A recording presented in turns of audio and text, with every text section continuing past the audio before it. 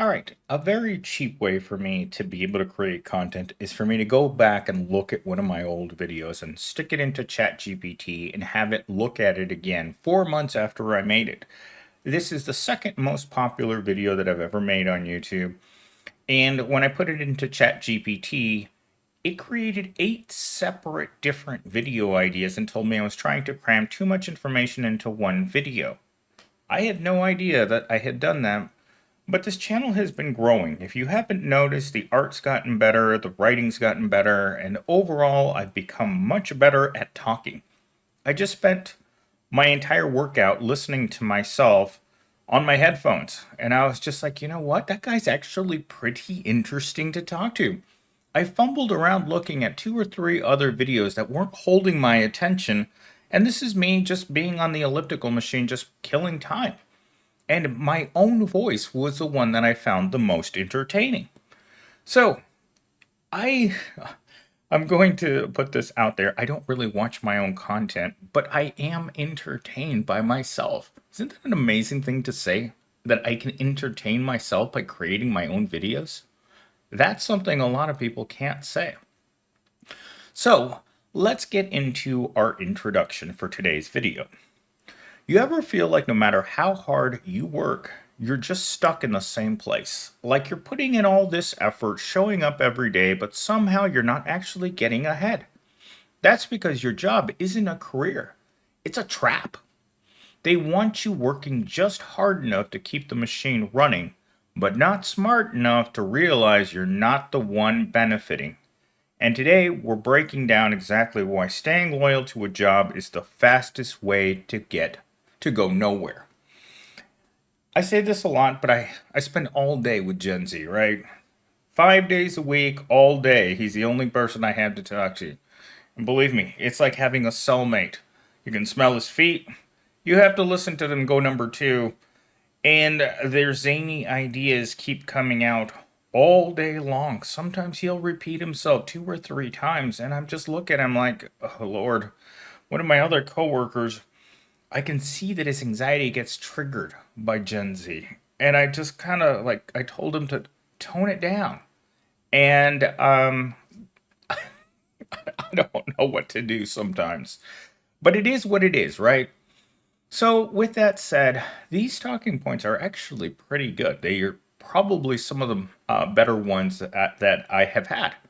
But where I was going with that is that every single time that I get a new Gen Z that starts, they want to treat the job as if it were some sort of career.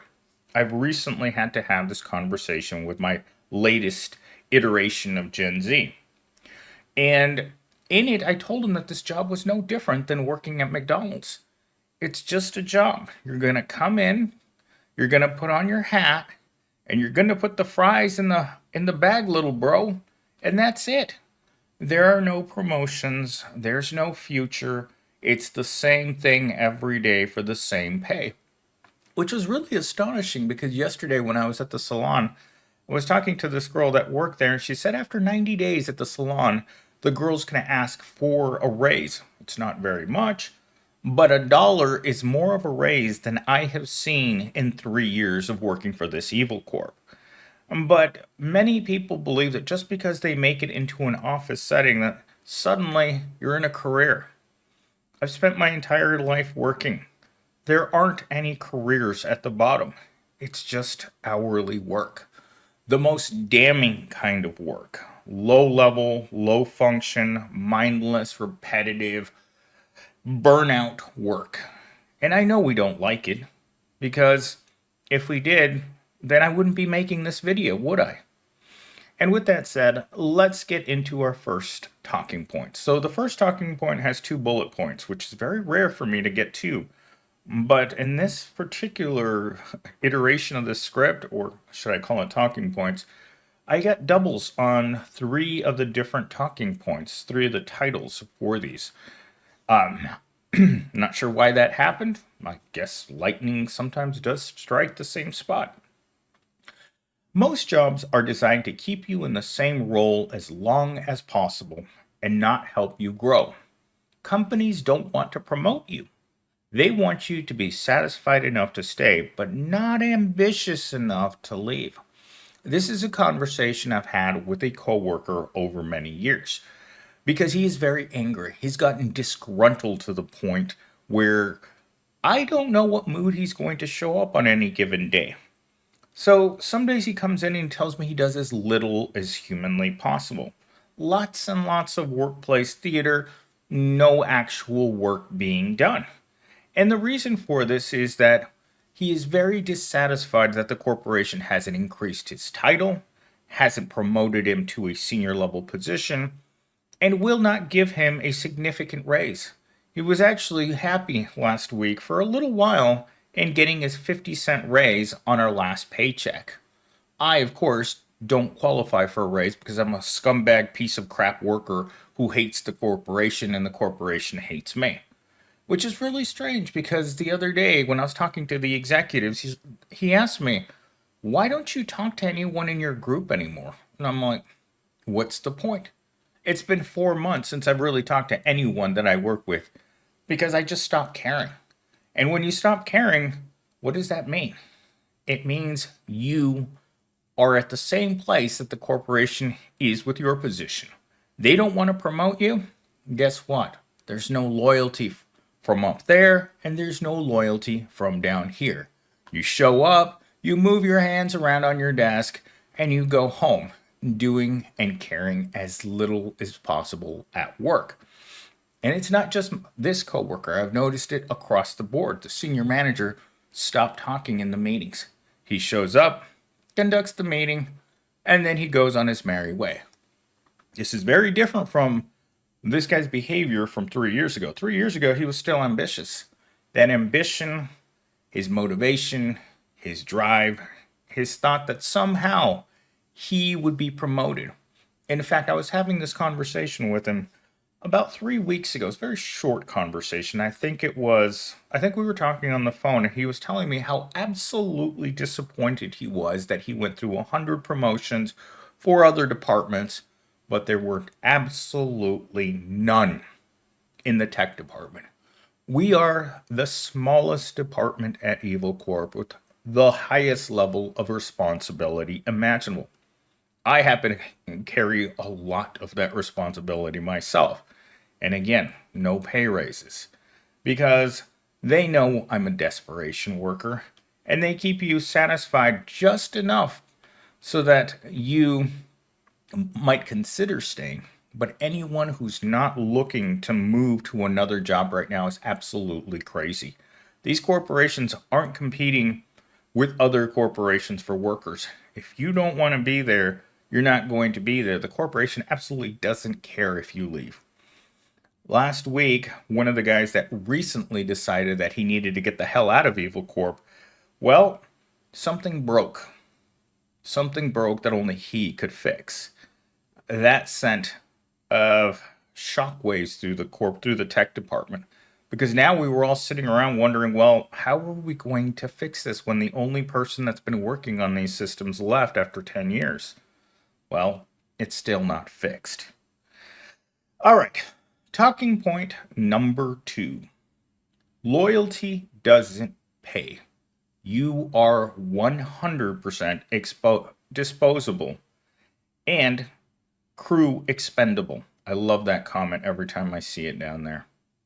Because you know who the crew is? Society is expendable. Here we go. Workers are told to be team players, but companies will replace you the moment it benefits them. I love this term. I just got reprimanded with not being a team player on Thursday because I showed up to work. I had another department call me, tell me, hey, we need this done. We need it done now. You need to get on it.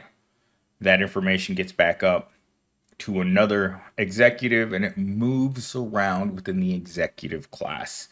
When I got in trouble one time for talking about the corporation, that information somehow made it back to a high level manager that went to the executive operations officer, then the financial officer, then finally all the way to the top. that millennial steam has loose lips. I didn't care. Everything I said was true.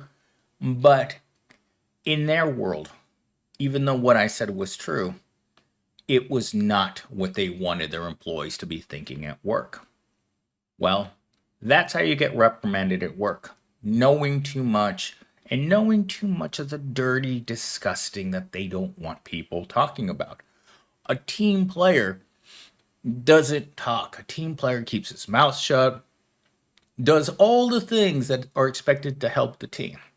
Well, I'm a team of one person. In the morning when I wake up, there's only one person I care about. That's me. I don't care about corporate profits. I don't care about other people. I don't care about babies or animals. I don't care about most things. All I care about is that I'm going to survive that day.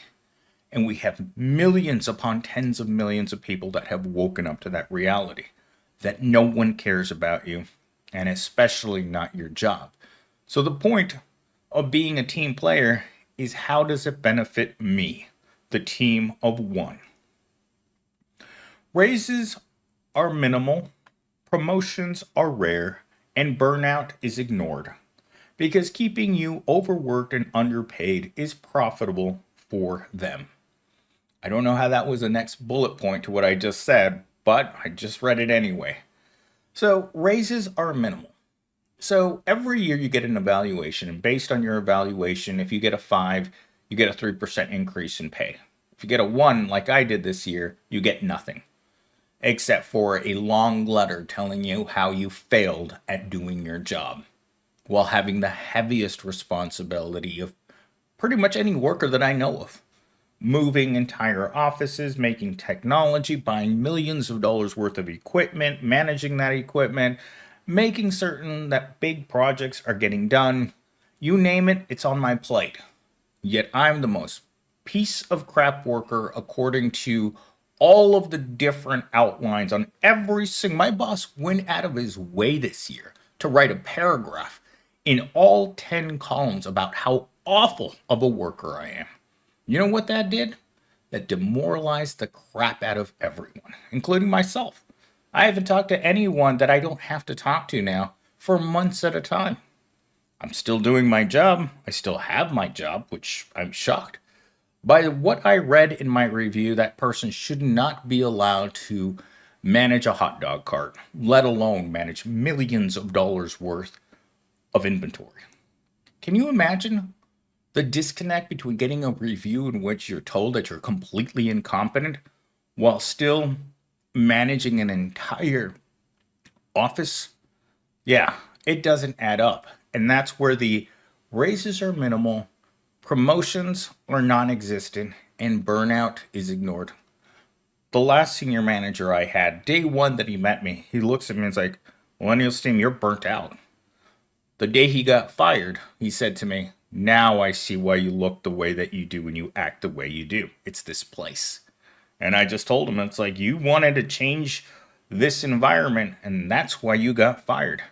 Because either you play or you get out. And he had to be forced out.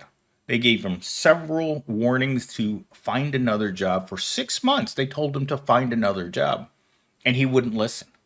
Because in his own mind, there was nothing wrong. But they were plotting against him.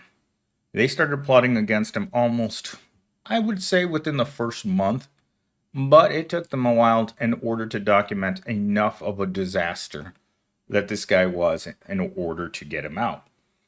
Overall, I see people in my area who are getting written up on a pretty regular basis. But so far, the only guy that they've managed to fire was a guy who was 100% remote, and that literally was just clocking in the morning to work and then doing nothing.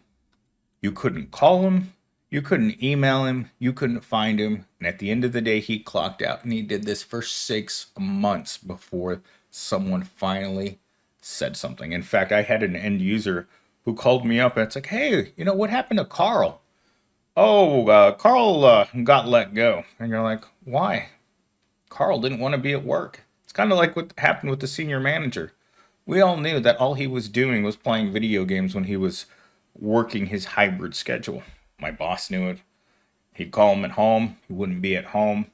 He'd call him, and he'd be he'd call him, he'd be on a vacation.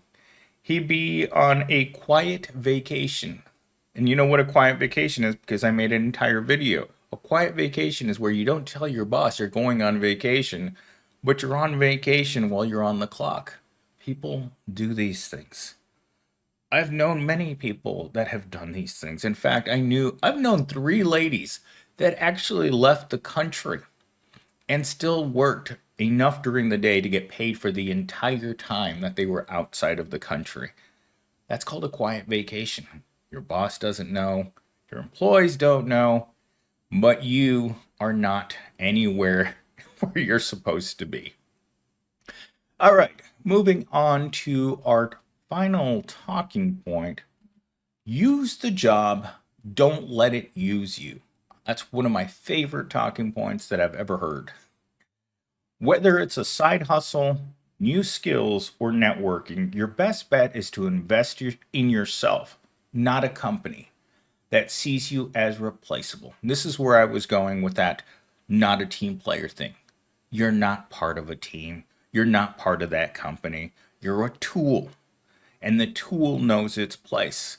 This is a conversation that I've had before with a hiring manager that really wanted to make you know, or allow you to recognize that the corporation had no value for you. Your position was temporary, your position came with no benefits, and your position was hourly. They were just going to use you to get a certain project done. Once that project came to an end, you were out. They didn't want to hire you on contract, but this is what the position was. They wanted to lay it out to you. This is one of the worst things I've ever heard. It's not only telling you that you're not applying for a career-oriented job, but you're literally being hired as an employee to do one project, and then you're gone. And imagine that. All the motivation that you have. I think corporations either don't know, don't care, or are completely lost when it comes to how terrible the toxic environment is in most of these places. In fact, they have to be completely ignorant not to know that their workers absolutely hate their jobs, because nobody wants to work anymore. We all come to work for one thing: the theater. We come to work, we look around, we sit down, we drink coffee, we look at our phone, and we go through the paces of an 8-hour day while doing as little as humanly possible, while it seems like from the outside that you're a productive member of the company. But the fact is that you're only interested in one person. Evil Core can go kick rocks. You are only interested in the money that they pay you, which irritates the interview process to the its wits end, because they don't want people taking jobs just for the sake of taking a job. Somehow they need to make you believe in the interview, and you know it's a lie. You both acknowledge the lie in the job interview. Hey, that this is going to be a career job. In 5 years, you'll be making this much money, but right now, you're at the bottom of the pay scale for your position. And that's why I really don't like, I think it should be illegal not to put the actual hourly pay for any job. A sliding scale between 30 and 60,000 makes you believe that you're going to end up somewhere in between. Nope. You're going to end up in an entry-level wage that will never increase beyond entry level. It wasn't designed that way. It was designed to make you believe that someday, if hell froze over, that you were going to make it to the top of the pay scale. But the reality was the job was always going to stay entry level, because that's how corporations make their money. They want absolutely no investment on their part whatsoever. They don't want to do training. They don't want to do any upskilling. They don't want to have to hold your hand. They don't want to provide anything on their end other than an entry level hourly job. That's not an entry level hourly job. They just want to pay you that way and make you somehow to believe that your situation is better. They want you to be grateful for the opportunity to make minimum wage.